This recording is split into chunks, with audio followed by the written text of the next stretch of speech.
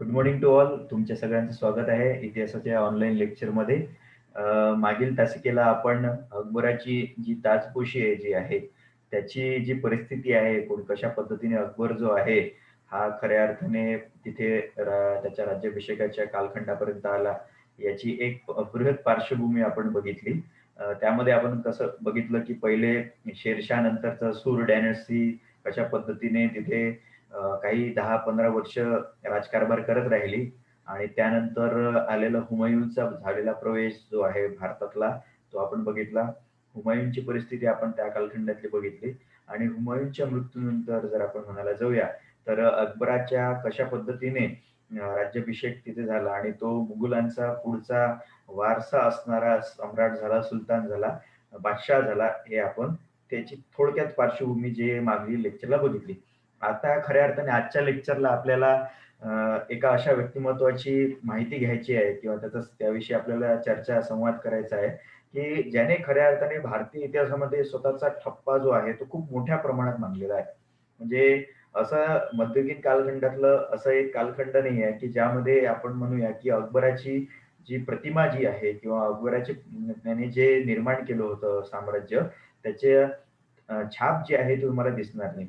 म्हणजे जर आपण म्हणायला जाऊया 16व्या शतकापासून तर एकदम ब्रिटिश येण्यापर्यंत कालखंडामध्ये किंवा मराठ्यांच्या एकूण इतिहासामध्ये अ, तुम्हाला मुघलांची जी शक्ती तुम्हाला दिसून येते, ती खऱ्या अर्थाने अ, अकबराचीच देण आहे. अकबरानेच खऱ्या अर्थाने या सगळ्या मुघल साम्राज्याला सगळ्यात जास्त सुदृढ बनवलेली आहे आणि म्हणूनच तो त्या कालखंडातला एक महानतम शासकापैकी एक येतो. आता भारतीय इतिहासामध्ये जे महान शासकांची एक रांग येते किंवा लाईन येते, त्यामध्ये अकबरांचं नाव जे आहे ते चांगल्या पद्धतीने घेतलं जातं. आणि अकबरला जेव्हा आपण अभ्यासतो, तेव्हा अकबराच्या दृष्टिकोनातून आपण फक्त अकबराचं कॅरेक्टर नाही, तर अकबराच्या कालखंडातला भारत सुद्धा तिथे तपासतो, त्याचा अभ्यास करतो आणि त्यानुसार, त्या प्रवृत्तीनुसार मग अकबराने कोणकोणते महत्त्वाचे बदल केलेले आहे. आता तसं बघितलं असता, यामध्ये काही राजकीय इतिहासाच्या घटना येतात किंवा राजकीय परिवर्तन येतात, काही सामाजिक परिवर्तन येतात, काही आर्थिक परिवर्तन येतात, काही सांस्कृतिक आणि बृहद अर्थाने जर म्हणायला जाऊया, तर सांस्कृतिक भारत जो आहे मध्ययुगीन कालखंडाला, त्यामध्ये बांधण्याचं काम जे आहे, जर आपण म्हणायला जाऊया, तर ते अकबराने त्याचं श्रेय दिलं जात असतं. तसं ते हे योगदानामध्ये येतं सगळ्याच्या सगळ्या गोष्टी.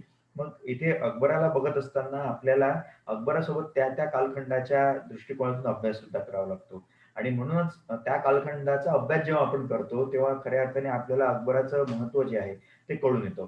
मग हे महत्त्व जे आहे, ते तुम्हाला नकारात्मक आणि सकारात्मक या दोन्ही बाजूमध्ये ठेवता येईल. जर तुम्हाला इतिहासाचा अभ्यास जर करायचा असेल. कारण की अकबराच्या व्यक्तित्वामध्ये जे सगळं आहे विखुरलेलं, ते आपल्याला एकत्रित करून त्याचा अभ्यास करावा लागतो.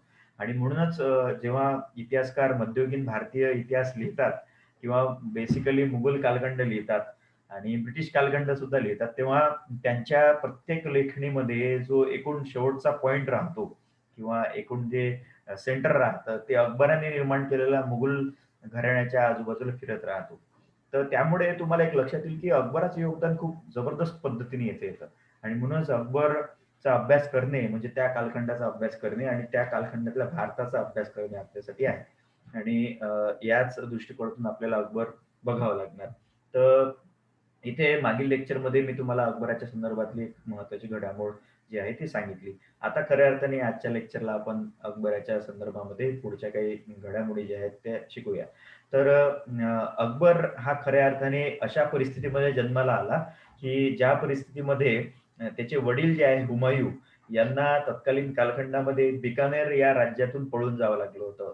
कारण की त्यांचा जो भाऊ होता कामरान याने हुमायूनला पकडण्याचा निश्चय केला होता आणि त्याला ते मारण्यासाठी तिथे प्रयत्नरत होते.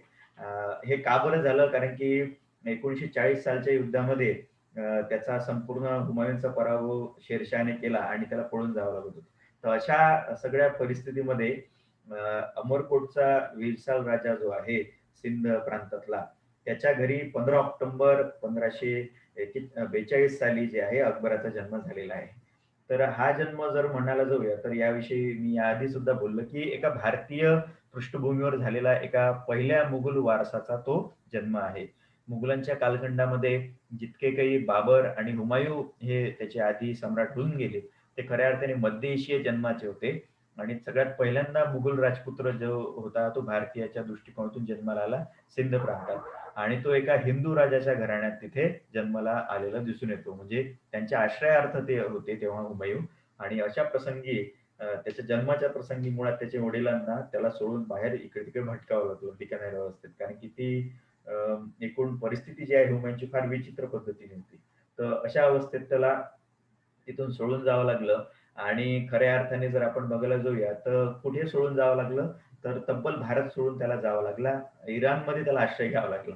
तर हे एक पहिलं असं उदाहरण आहे, की इतक्या महान सम्राटाचा जर आपण म्हणालो या मुघलांच्या, तर जन्म जो आहे तो खऱ्या अर्थाने एका विचित्र परिस्थितीत झाला.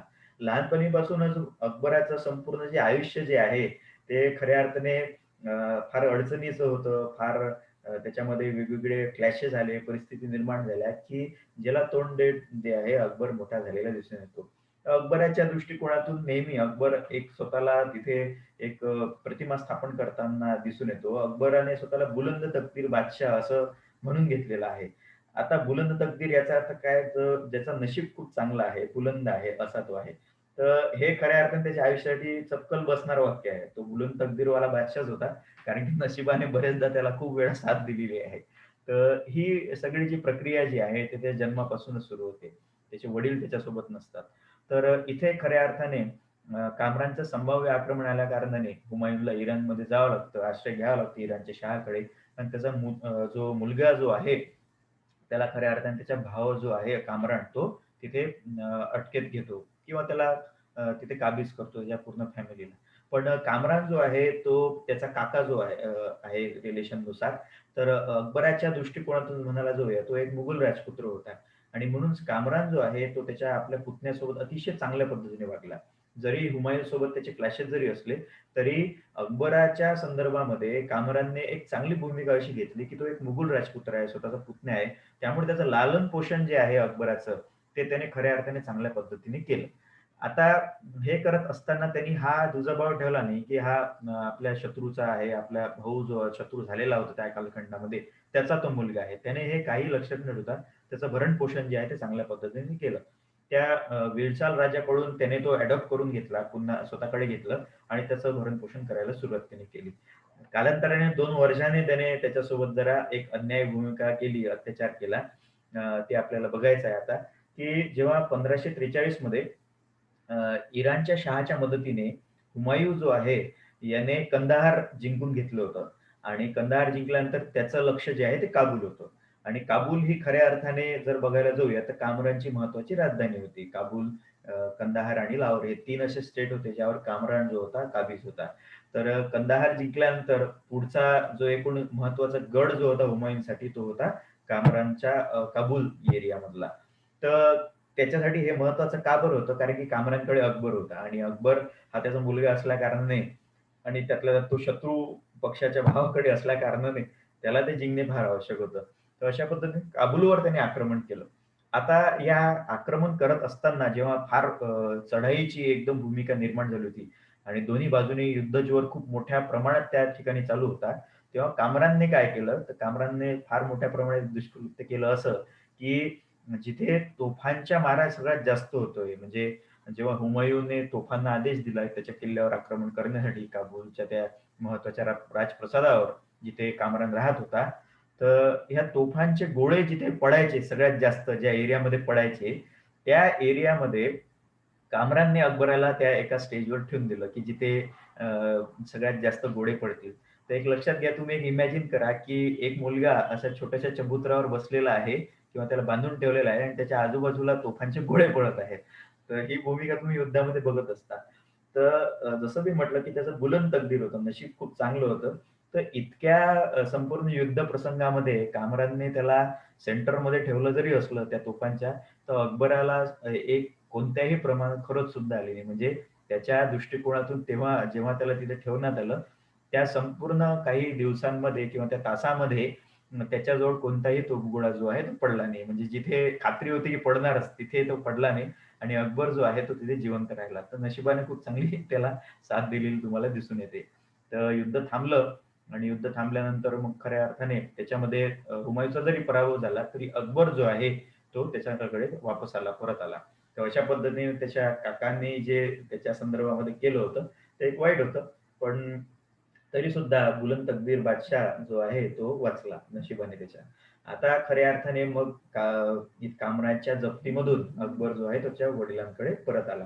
तर तिथे खऱ्या अर्थाने मुघल बादशाह जे होते ते एक उच्च शिक्षित आणि सुसंस्कृत राजे होते, सम्राट होते.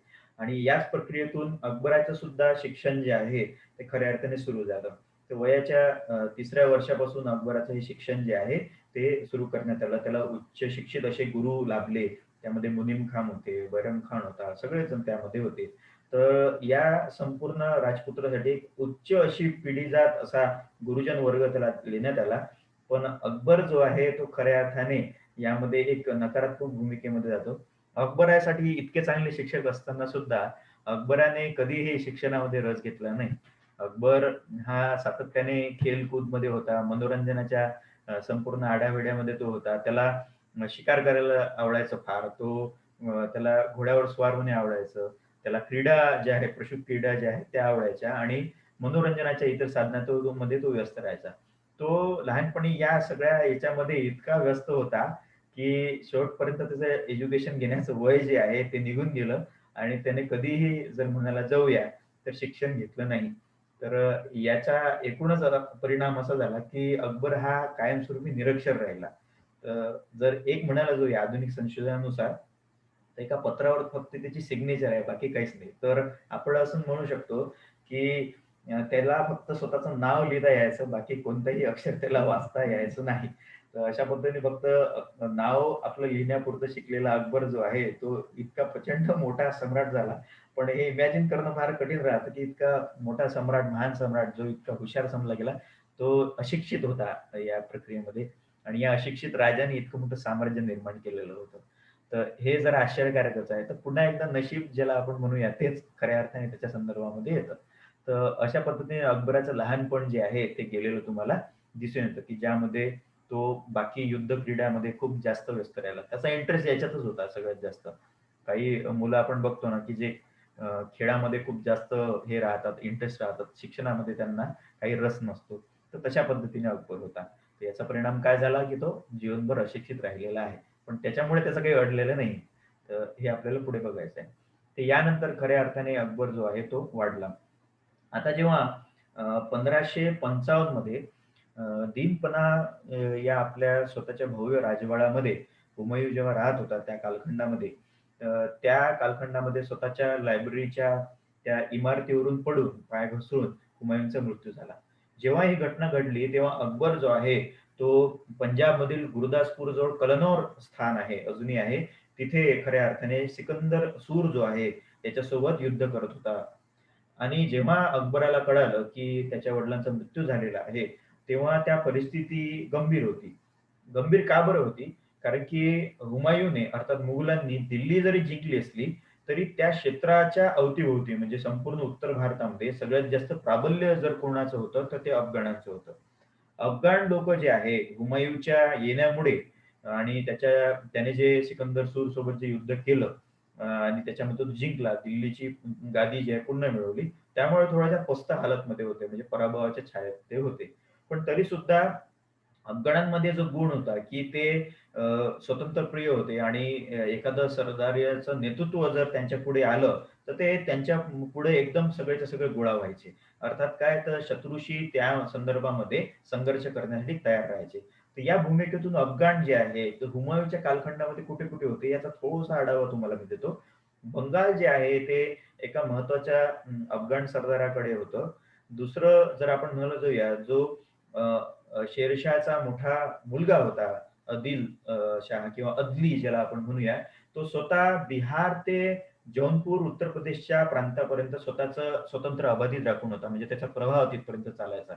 त्याचबरोबर इस्लाम शहाचा मुलगा म्हणजे जलाल खान ज्याचं इस्लाम शहा त्याने स्वतःने घेतला होता, जो शेरशहाचा दुसरा मुलगा होता. त्याचा मुलगा सुद्धा इथे जौनपूरच्या काही सरदारांना घेऊन त्याने स्वतंत्र राज्य स्थापन केलं होतं. तर अशा पद्धतीने आपण जर बघायला जाऊया, दिल्लीच्या पूर्वेकडची जी साईड आहे, ती संपूर्ण अफगाणांच्या प्रक्रियेमध्ये त्यांच्या स्वतंत्र छायाखाली होती. राजपूत जे आहे, राजपूत सुद्धा तिथे मारवार आणि राजस्थानच्या काही प्रांतापर्यंत सगळ्यात जास्त काबीज होते आणि ते सातत्यपूर्ण अफगाणांसोबत सुद्धा आणि मुघलांसोबत सुद्धा संघर्ष करत होते. तर हुमायूँ जो आहे, जर आपण म्हणायला जाऊया, तर हुमायूँ त्या कालखंडामध्ये या सगळ्यांसोबत लढत होता आणि ही प्रक्रिया पूर्ण व्हायच्या आतच हुमायूँचा अपघाती मृत्यू झाला. आता जसा हुमायूँचा मृत्यू झाला, तसा अफगाणांच्या लोकांमध्ये हुरूप पुन्हा आला, आत्मविश्वास पुन्हा जागृत झाला. आता ती परिस्थिती राहिली नाही, की मोठमोठ्या टोपी घालून असणाऱ्या मुघल स्वारांना बघून अफगाण लोकं पळून जायचे. तशी परिस्थिती राहिली नाही. कारण की अफगाण जे आहे, ते मुघलांपेक्षा भारतामध्ये सगळ्यात जास्त त्या भारतीय संस्कृतीत संमिश्र झाले होते आणि संख्येने सुद्धा जास्त होते. मुघलांच्या आधी आले होते. त्यामुळे हुमायूँच्या अनुपस्थितीमध्ये अफगाण लोकांना पुन्हा स्फुरण चढलं आणि ते सगळेच्या सगळे जे आहे, ते दिल्लीच्या क्षेत्रामध्ये पुन्हा आपला क्षेत्र काबीज करायला लागले. तर मग इथे हुमायूँने तत्कालीन कालखंडामध्ये सिकंदर सूरला हरवल्यानंतर जे क्षेत्र काबीज केलं होतं, अर्थात दिल्लीचा आसपासचा प्रदेश, ज्यामध्ये उत्तर प्रदेशचा काही प्रांत होता, आग्रा शहर त्यातलं मुख्य होतं. तर अशा शहरांना जिंकणं सुरू केलं. आदिल शाह जो आहे, जो खऱ्या अर्थाने आदिल खान त्याला म्हणूया आपण, अदली. हा अदलीने सुद्धा मग दिल्लीच्या पद्धतीने कूच करायला सुरुवात केली होती.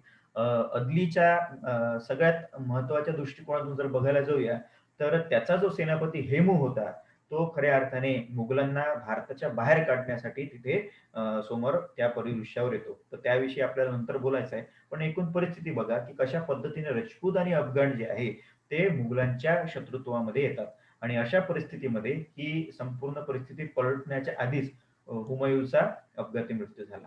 आता जेव्हा हुमायूँचा अपघाती मृत्यू झाला, तेव्हा खऱ्या अर्थाने त्याचा मुलगा म्हणून कोण तिथे बसणार, तर अकबर होता तिथे. तर अकबराचं ओरिजिनल नाव जर आपण म्हणायला गेलो तर जलालुद्दीन मोहम्मद आहे. तर अकबर हे त्याला नंतर मिळालेलं टायटल आहे, पदवी आहे. अकबर या शब्दाचा अर्थ होतो द ग्रेट किंवा महान असा तो आहे. तर मुळात त्याचं नाव काय आहे, तर जलालुद्दीन मोहम्मद. तर जलालुद्दीन मोहम्मद जो होता, तो खऱ्या अर्थाने अगदी तरुण वयामध्ये एंटर करत होता, जेव्हा त्याचे वडील तिथे वारले. तर त्या कलनौरच्या ठिकाणी जे संपूर्ण सरदार होते मुघलांचे, त्यामध्ये सगळ्यात महत्त्वपूर्ण सरदार म्हणजे बैरम खान होता. बैरम खान हा व्यक्ती हुमायूँच्या संपूर्ण संदर्भामध्ये सगळ्यात खास व्यक्ती जवळचा येतो. बैरम खान हा त्याचा एक विश्वासू सैनिक होता, सरदार होता, साथीदार होता, की ज्याने हुमायूँला खऱ्या अर्थाने त्याच्या संपूर्ण कारकिर्दीमध्ये मदत केलेली होती आणि म्हणूनच त्याचा एकूणच संपूर्ण दबदबा बघता आणि त्याच्यावर असणारा विश्वास बघून त्याने अर्थात हुमायूँने अकबराचं संपूर्ण संरक्षण जे आहे ते बैरम खानला दिलं होतं. त्याला अतालिक नियुक्ती दिली होती. अतालिक म्हणजे मुख्य संरक्षक. तर अकबराचा अतालिक अर्थात बैरम खान जो आहे, हा कलनौरच्या त्या ठिकाणी जिथे अकबर होता, त्या ठिकाणी सगळ्यात महत्त्वपूर्ण व्यक्तीपैकी एक असल्या कारणाने तिथल्या उपस्थित सरदारांनी मग खऱ्या अर्थाने या बैरम खानलाच वकील म्हणून नियुक्ती दिली. आता वकील हा शब्द जो आहे, तो आजच्या संदर्भातच्या पेक्षा तेव्हाच्या कालखंडाने वेगळा येतो. वकील म्हणजे काय, की ज्याच्याकडे प्रशासकीय आणि आर्थिक या दोन्हीचं नेतृत्व असतं. अर्थात तो अर्थमंत्री सुद्धा असतो आणि तो गृहमंत्री आणि संरक्षण मंत्री सुद्धा असतो. तर वकील म्हणून नियुक्त केलं, तर त्याचा खऱ्या अर्थाने जो उदय आहे बैरम खानचा या घटनेनंतर झालेला आहे. आणि सगळ्यात विश्वासू व्यक्ती असल्या कारणाने बाकीच्या सरदारांना हे माहीत होतं, की हुमायूँच हा खऱ्या अर्थाने एक महत्त्वाचा व्यक्ती आहे, की जो आपल्याला बैरम खानकडून जो एकूण त्याला आश्वस्त करण्यात आलेलं होतं, त्या दृष्टिकोनातून पुढे येतो. तर बैरम खान हा त्या कालखंडामध्ये, त्या घटनेच्या वेळी असा एक मुख्य व्यक्ती होता, की जो अफगाणांच्या संदर्भामध्ये एक चांगली भूमिका घेऊ शकतो, सेनापतित्व गाजवू शकतो आणि त्याचबरोबर तो बादशहाचं संरक्षण सुद्धा करू शकतो. तर बैरम खानने पटकनच त्याच ठिकाणी एक विटांचं एक सिंहासन बनवलं आणि अकबराला त्या विटांच्या सिंहासनावर बसवलं आणि तिथे खऱ्या अर्थाने त्याला बादशाह म्हणून, मुघलांचा बादशाह म्हणून जाहीर केलं. आणि अशा पद्धतीने अकबर जो आहे तो एका साधारण विटांच्या सिंहासनावरचा सम्राट झालेला दिसून येतो. तर इथून सगळी कारकीर्द जी आहे ती अकबराची आपल्याला बघायची आहे. तर या ठिकाणी जेव्हा बैरम खान त्याला सिंहासनावर बसवतो तेव्हा त्याची सगळी जबाबदारी अकबराची आहे ती बैरम खानावरच येते. आणि त्याला तत्कालीन कालखंडामध्ये अनेक शत्रू जरी असले, दरबार जो आहे गुटबंदीमध्ये असायचा, म्हणजे प्रत्येक सरदारचे गुट असायचे. पण बैरम खानला वकील बनवण्यामागे कोणीही त्याला विरोध न करण्याचं कारण काय होतं? कारण की मुघलांची स्थिती फार वाईट होती, विचित्र होती त्या कालखंडामध्ये. त्यामुळे कोणीही प्रमुख सरदार जो आहे हा खऱ्या अर्थाने या परिस्थितीला तोंड देण्यामध्ये स्वतःला सक्षम मानत नव्हता. आणि म्हणूनच तिथे बैरम खानला विरोध झालेला नाही. आता बैरम खान जो आहे अ, याला खऱ्या अर्थाने बादशहाचा खूप मोठा विश्वास निर्माण झालेला होता. एक तर हुमायूँचा विश्वासपात्र असल्याकारणाने अकबराचं सुद्धा समर्थन बैरम खानला होतं. बैरम खान हा अकबरासाठी बाबा होता. म्हणजे तो त्याला वडिलांप्रमाणे म्हणायचा. मेरे बाबा असं त्याचा उच्चार तो करायचे. कारण की तो खऱ्या अर्थाने हुमायूँच्या सगळ्यात जवळचा होता, व्यक्ती होता आणि वडिलांप्रमाणेच होता. म्हणून अकबराच्या जीवनामध्ये प्रारंभीचा जो कालखंड आहे एकूणच, त्या कालखंडामध्ये बैरम खाँ हा खूप मोठा व्यक्ती होता, की ज्याच्या अंडर अकबर राहिलेला आहे. त्यामुळेच हा जो कालखंड आहे, अकबर लहान असल्याकारणाने या संपूर्ण कालखंडाला इतिहासकारांनी बैरम खानच्या अभिभावत्वाच्या खाली असणारा अकबराचा कालखंड असं समजलेला आहे. म्हणजे अकबराच्या सिक्युरिटीखाली असणारा अकबर, जिथे अकबराचं न चालता बैरम खानचं चालायचं या दृष्टिकोनातून हा इतिहासकारांनी बरोबर घडवलेला आहे. तर अशा पद्धतीने बैरम खानच्या संरक्षणाखाली अकबराची सगळ्यात पहिली जी इनिंग आहे सुलतान पदाची म्हणण्यापेक्षा बादशाह पदाची जी आहे, ती खऱ्या अर्थाने सुरू झाली. आता इथे बेसिकली ज्या गोष्टी घडणाऱ्या होत्या त्या अशा, की राजपुतांसोबत त्याला संघर्ष करावा लागणार होता दिल्लीच्या गादीसाठी आणि सगळ्यात महत्त्वाचे त्याचे शत्रू जे होते मुघलांचे होते ते अफगाण. कारण की या कालखंडामध्ये जेव्हा सगळं हे चालू होतं, त्या कालखंडामध्ये मुघलांचे 2 महत्त्वाची शहरं जी आहेत, ती अफगाणांनी जिंकून घेतली होती. नंबर 1 दिल्ली, नंबर 2 आग्रा आणि ते अकबराचं सम्राटपद घोषित झाल्यानंतर त्याला मारण्यासाठी जे आहे, ते खऱ्या अर्थाने पुढे निघालेले होते. तर अशा पद्धतीने बैरम खान समोर सगळ्यात मोठं संकट असं होतं, की दिल्लीचा तख्त जिंकणे आणि त्याच्यावर अकबराला बसवणे. तर अकबराची ताजपोशी जी साधारण अर्थाने झालेली आहे, ती दिल्लीच्या तख्तावर सुद्धा व्हावी या दृष्टिकोनातून बैरम खानला तिथे तोंड द्यावं लागायचं होतं. तर इथे जर आपण बघायला जाऊया एक करणाऱ्या हेतूने, तर अकबराची परिस्थिती फार विकेंड अशी होती. त्याचे जे सरदार होते अकबराचे ते खऱ्या अर्थाने कमी संख्येत होते. त्याचं लष्कर सुद्धा कमी होतं आणि इकडे अफगाण मात्र एका चांगल्या नेतृत्वाखाली, अदलीच्या नेतृत्वाखाली जर म्हणायला जाऊया, तर अकबराच्या संदर्भामध्ये विरोधी भूमिका घेऊन होते. आता इथे खऱ्या अर्थाने एक व्यक्तिमत्व पुन्हा अकबराच्या समोर येतं. अर्थात बैरम खान नंतरचं ते व्यक्तिमत्व आपण धरूया. ते म्हणजे अदलीचा सेनापती हेमू, जो हिंदू होता. आता हेमूच्या संदर्भामध्ये, हेमूच्या ऐतिहासिक उपस्थितीमध्ये बरेचसे काही असे संशय किंवा काही नकारात्मक बाबी ज्या आहेत पुढे आल्या आहेत. काही पॉझिटिव्ह सुद्धा आहेत, काही नकारात्मक सुद्धा आहेत. बरेचसे मिथक सुद्धा आहेत. आता अदली हा खऱ्या अर्थाने अफगाणी होता आणि त्याने अशा व्यक्तीला तिथे सेनापतित्व देऊ केलं की जो हिंदू आहे.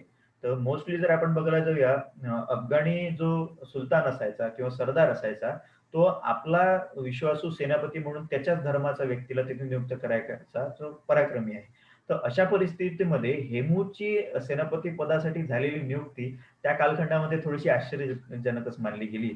पण तसं जर बघता म्हणजे इतिहासकारांनी याचं विश्लेषण जे केलेलं आहे, ते बघता की अफगाणांच्या अंदर जी एकूण सामाजिक अभिसरणाची प्रक्रिया त्या कालखंडामध्ये ज्या अभिसरणामध्ये त्यांचा हिंदू लोकांसोबत खूप चांगला परिपक्व असा परिचय होता, की ज्यामध्ये खुलेपणा होता, की एखादा पराक्रमी जर व्यक्ती असेल, तर तो अफगाणांच्या अंडर सुद्धा मोठ्या पदावर जायचा. तर त्याचं एक उदाहरण म्हणून हेमूला घेतलं जातं. आता हेमू याची पार्श्वभूमी काय आहे? तर त्या संदर्भामध्ये काही जास्त जर म्हणायला जाऊया, तर इतिहासामध्ये सापडत नाही. म्हणजे त्याच्याविषयी, त्याचा पूर्वजन्माविषयी, तो कोणत्या साली जन्मला याविषयी काही जास्त माहिती नाहीये. पण एकूणच जर हेमूची एक पार्श्वभूमी जर म्हणूया आपण थोडक्यात जे इतिहासकारांनी सांगितलेली आहे, त्यात असं आलेलं आहे, की उत्तर प्रदेशमधल्या एका गावामध्ये त्याचा जो जन्म झालेला आहे आणि जेव्हा पहिल्यांदा त्याची इतिहासामध्ये दखल घेतली, तर तो तेव्हा तत्कालीन कालखंडामध्ये इस्लाम शहाच्या अंडर दिल्लीच्या एकूण बाजाराचा अधीक्षक होता. अर्थात काय म्हणतात त्याला शूहणा होता. बाजाराचा जो शून्य नियंत्रक जो होता तो तसा उदयाला येतो. तर तिथे त्याच्यासाठी एक शब्द वापरण्यात आला आहे बक्काल शब्द. हेमूसाठी जो शब्द वापरण्यात आला बक्काल. बक्काल हा जो शब्द आहे हा तत्कालीन कालखंडामध्ये सरसकटपणे व्यापारी लोकांसाठी वापरला गेलेला शब्द आहे. अर्थात जर याचा आपण शब्दार्थ जर घेतला हा, तर त्याच्यानुसार हेमू जो आहे तो खऱ्या अर्थाने व्यापारी होता. तर या संदर्भात अधिक संशोधन केल्यानंतर असं लक्षात आलं, की हेमू हा पहिले एक व्यापारी व्यक्ती होता, की जो खऱ्या अर्थाने त्या कालखंडामध्ये या अफगाण्यांच्या संदर्भामध्ये जर म्हणायला जाऊया, तर बाजारमधला एक सामान्य व्यापारी होता. तर शोराचा व्यापारी त्याला म्हटलं गेलेलं आहे. आणि या व्यापाऱ्याच्या एका छोट्याशा पदावरून किंवा ॲज अ व्यापारी, ॲज अ प्रोफेशन म्हणून त्याची जी सेनापती जी एकूण वाटचाल झालेली आहे, ती फार त्या कालखंडातली आश्चर्यजनक मानली गेली. तर इथे राजकीयदृष्ट्या सगळ्यात महत्त्वाचं पद जे त्याला मिळालं, ते इस्लाम शहाच्या अंडर अर्थात शेरशहाचा मुलगा, जो दिल्लीच्या तख्तावर बसलेला होता इस्लाम शहा, जलाल खान. तर याच्या अंडर तो दिल्लीच्या बादशाहचा मुख्य अधीक्षक होता बाजाराच्या दृष्टिकोनातून. तर इथले तो खऱ्या अर्थाने म्हणायला जाऊया, शून्हा पद हे तेव्हाच्या कालखंडामध्ये विश्वासपात्र व्यक्तीलाच दिलं जायचं. तर इस्लाम शहाच्या दृष्टिकोनातून आपण जर हे घेतलं, की इस्लाम शहाने त्याची नियुक्ती जर शून्हा या पदावर केली असेल, तर तो इस्लाम शहासाठी किती विश्वासपात्र व्यक्ती होता. तर अशा पद्धतीने तो इस्लाम शहाच्या काळात बाजाराचा अधीक्षक होता. जेव्हा इस्लाम शहाचा मृत्यू झाला 1553 मध्ये, त्याच्यानंतर अदली याच्या अंडर मग हेमू आलेला तुम्हाला दिसून येतो आणि अ, हेमूने त्या कालखंडामध्ये लष्करी सेवा बजावलेली होती अदलीच्या अंडर. तर असं म्हणतात, की अदलीच्या संपूर्ण विरोधामध्ये जे युद्ध झाली, त्या संपूर्ण युद्धामध्ये जर म्हणायला जाऊया, जितके युद्ध लढले गेले, त्याची संख्या 22 सांगितली जाते. तशा 22ही युद्धामध्ये हेमूने अदलीला विजय प्राप्त करून दिला होता. म्हणजे 22 युद्ध तो अदलीच्या शत्रूंच्या विरोधात लढलेला होता आणि जिंकलेला होता. आणि त्यामुळेच म्हणूया, की अदलीने त्याच्यातलं जे गुण आहे ते ओळखलं सेनापती पदाचं आणि त्याला सेनापती पद देऊ केलं. 22 युद्ध जिंकल्यानंतर खऱ्या अर्थाने त्याला सेनापती पद देण्यात आलं. तर अशा पद्धतीने एक सक्षम पराक्रमी नेता म्हणून हेमूचा झालेला उदय जो आहे, तो खऱ्या अर्थाने अफगाणांच्या अंडर असणारी एक बृहत जे कल्चर होतं, की ज्याच्याकडे पराक्रम असेल, तो नेतृत्व गुणावर जाऊ शकत होता आणि अदली हा एक खऱ्या अर्थाने तिथे महत्त्वाचा सुलतान होता, की ज्याने विश्वास ठेवला हेमूवर आणि हेमूला तिथे त्याने खऱ्या अर्थाने सेनापतीपद देऊ केलं. तर असा हा जो हेमू आहे, तो अकबराच्या विरोधात तिथे वाटचाल करत होता. आता हेमूविषयी आणखी एक मत जे आहे, ते तत्कालीन कालखंडामध्ये प्रसारित झालेलं होतं, जे इतिहासकारांना चुकीचं वाटलेलं आहे. आता तत्कालीन कालखंडामध्ये बदायुनी जो आहे, म्हणजे मोगलांच्या दरबारामध्ये, अकबराच्या दरबारामध्ये बदायूं नावाचा इतिहासकार होता. तर बदायुनीचा इतिहास बघत असताना बदायुनीने इथे एकूणच हेमूची जी एकूण व्यक्तिचरित्र दाखवलेलं आहे, त्या चरित्रामध्ये त्याला हिंदू पुनर्जागरणाचा नेता असं म्हटलेलं आहे.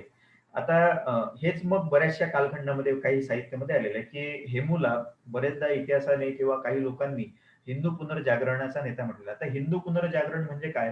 तर अफगाणांची सत्ता जी दिल्लीवर होती, त्या सत्तेला अविरून तिथे पुन्हा एकदा प्राचीन कालखंडाप्रमाणे किंवा मध्ययुगीन कालखंडाच्या प्रारंभी जे राजपूत राजे जिथे दिल्लीच्या तख्तावर होते, अर्थात तोमर लोकं जे आहेत, म्हणजे आधुनिक कालखंडामध्ये दिल्ली, मध्ययुगीन कालखंड म्हणजे दिल्ली जी वसवली आहे असं म्हणतात. ती तोमर राजपुतांनी बसवलेली असं म्हणतात आणि त्यानंतर मग तो सगळा सल्तनशाहीचा इतिहास आहे. तर हिंदूंच्या अंडर पहिली दिल्ली होती. तर या प्रक्रियेतून मग हेमूला बघितलं जातं, की तो अ, अफगाण आणि बाहेरच्या संपूर्ण आलेल्या लोकांचं राज्य जे आहे ते बाजूला करेल आणि स्वतःची सत्ता जी आहे ते स्थापन करणारा पुनर्जागरणवादी नेता होता. म्हणजे तो स्वतःला स्वतंत्र करणार होता असं म्हटलं गेलेलं आहे. आता हे जे मत जे आहे ते इतिहासकारांना चुकीचं वाटलं. ते त्या कालखंडामध्ये हेमूची जी प्रगती झाली, त्या प्रगतीच्या दृष्टिकोनातून जे अदलीचे सरदार होते, जे मोस्टली मुसलमान होते, तर त्यांना हे आवडलं नसावं, की एखाद्या सामान्य प्रतीच्या व्यक्तीने सेनापतीपदी बसावं. दुसरी गोष्ट त्यातला तो विधर्मीय होता. अर्थात काय? तर तो हिंदू धर्माचा होता आणि असं असताना सुद्धा त्याने जे खऱ्या अर्थाने विश्वास संपादन केला होता अदलीचा, त्यामुळे तो तिथे होता आणि त्याच्या गुणकर्मानुसार होता.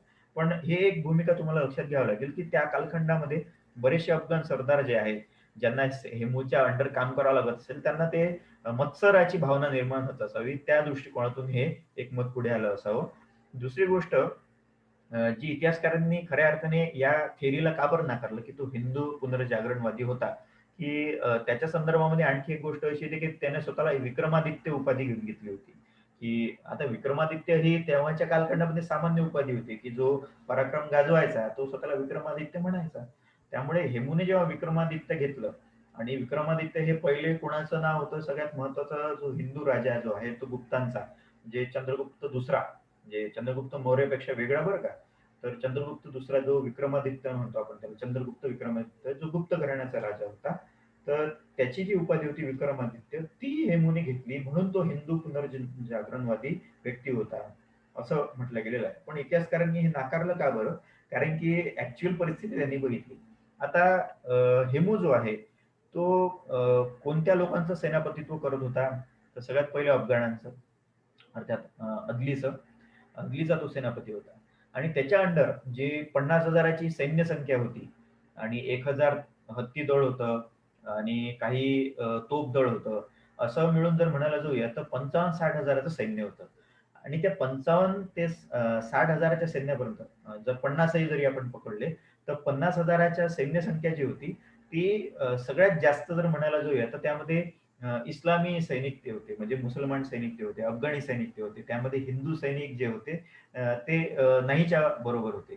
तर अशा लक्षात घ्या तुम्ही, की इतिहासकारांनी हे का बरं नाकारलं, की अ, हेमू हे असं करू शकणार नव्हता. कारण की जर त्याला पुनर्प्रस्थापित करायचं असेल, तर त्याला विश्वासपात्र सैनिक लागतील ना. तर हिंदू अशा सैनिकांचा नेता होता, सेनापती होता, की ज्याच्या अंडर 50,000ची जी फौज आहे, ती पूर्ण मुसलमानांची होती. आणि तो स्वतः एकमेव हिंदू त्यामध्ये सेनापती होता. तर अशा परिस्थितीमध्ये तो तख्तापलट कसा करणार? स्वतःला स्वतंत्र राज्य घोषित कसं करणार? जर त्याने ते केलं, तर त्याच्या अंडर असणारी जे मुसलमानी अफगाण सैन्य आहे, ते तर त्याला सोडूनच जातील ना. आणि हे पर्टिक्युलरली तेव्हाच्या कालखंडामध्ये सगळ्यात खरी बाब होती.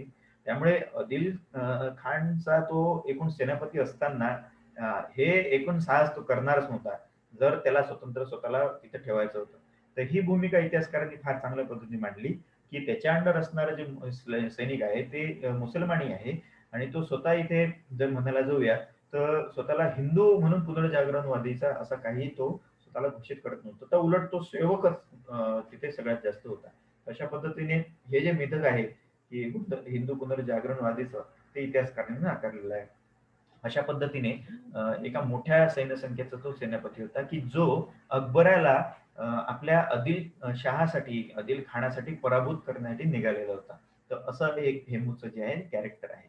तर अशा पद्धतीने तुम्ही लक्षात घ्या, की इथे हेमू जो एकूण दिल्लीच्या तख्ताकडे वाटचाल करतोय किंवा दिल्लीचा तख्त जिंकल्यानंतर अकबराला संपवण्यासाठी तिथे पुढे-पुढे येतोय आणि खऱ्या अर्थाने मग पुढे जाऊन इकडे बैरम खान आपल्याला बघावा लागतो. बैरम खान समोर आता हेमूच्या दृष्टिकोनातून सगळ्यात पहिले अफगाणांचं संकट होतं, की जे त्याला तिथे नष्ट करायचं होतं. आणि जर बैरम खानची परिस्थिती आपण बघितली, तर ती फार पस्त्या हालतमध्ये होता. त्याच्याकडे सैन्य संख्या फार कमी होती. म्हणजे 50,000च्या अफगाणी सैन्यापेक्षा कितीतरी निम्मी सैन्य संख्या जी आहे, ती खऱ्या अर्थाने इथे अकबराची होती. ती फार फार तर 25,000 पर्यंत होती असं म्हटलं जातं. तर अशा पद्धतीने अकबर जो आहे आणि हेमू इथे हे आमने-सामने येतात, तेव्हा अकबराची परिस्थिती बैरम खानच्या दृष्टिकोनातून जर म्हणायला जाऊया फार विचित्र होती. तर इथे बैरम खान व्हर्सेस हेमू असे 2 सेवक जे आहे, हे सेवकांचं युद्ध होतं. तर ते आमने-सामने आले आणि ते कुठे आले? तर पानिपतच्या दुसऱ्या युद्ध, जे 5 नोव्हेंबर 1556 साली झालेलं आहे. तर या युद्धामध्ये नेमकं काय झालं आणि बुलंद तकदीर पुन्हा अकबराला का बरं म्हटलं गेलं? ते आपल्याला नेक्स्ट सेशनमध्ये बघायचं आहे. आपल्या सेशनची 2 मिनिटं राहिली आहेत. तर हे आपण एंड करूया आणि पुढल्या सेशनला पानिपत युद्धाच्या संदर्भामध्ये बोलूया. ठीक आहे? तर मी इथे एंड करतोय. 5 मिनिटांमध्ये मला पुन्हा रिजॉइन करा.